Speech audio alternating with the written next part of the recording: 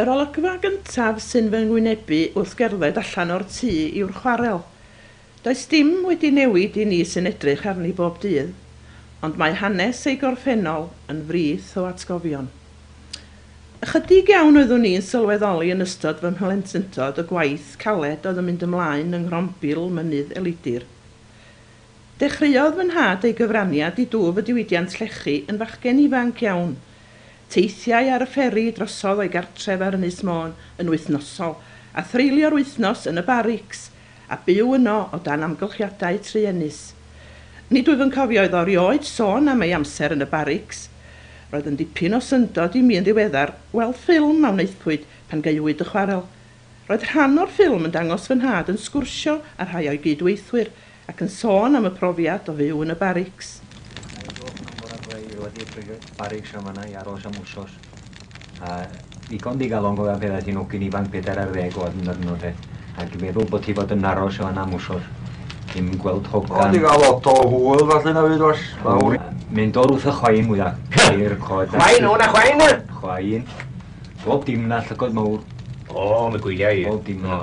A rhyw gymeriadau i gorfod am yn siŵr. O, gymeriadau da. A cofia, mi oedd hi'n gysurus o'n amal iawn. Ti'n mynd i faris at 4 o hen ddynion wedi arfarfod ar y ffermydd esal mwysig. A clywed rhywun mynd trwy sgwrs. Wel, mi dda nhw'n ddifur i ogyn ifanc yn oed i yn y cyfnod hwnnw. Da nhw'n sôn am gyfnod sydd wedi pasio mewn ffordd. Fel da nhw'n caru fo'i gilydd yn y ffermydd esal. Sut oedd i amdano o fwyd yna, Wil? Oeddech chi'n cael... Cariod y fwyd i gyd efo chdi o Sir Fôn. Ar ôl cartrefu yn Llanberis, daeth yn aelod o'r Frigad Dan rhan amser oedd wedi sefydlu yn y pentref. Clywais yn aml rai o'i gydweithwyr yn sôn amdano'n rhuthro'n wyllt o uchelderau'r chwarel i gyrraedd yr orsef Dan.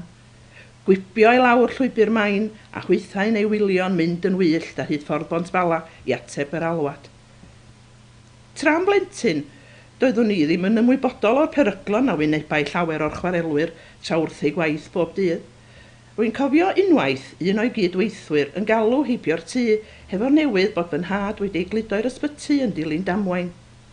Roedd darn o garreg fawr wedi disgyn i'r twll yr oedd yn gweithio a'i daro yn ei goes. Yntau'n sôn wedyn pa mor ffodus oedd o y gallai bod llawer gwaith. Cyfri bendithion yn hytrach na chwyno am y peryglon. Y chwarel oedd ei fywyd, y gwaith caled, y cymdeithasu a'r dadlau brwd.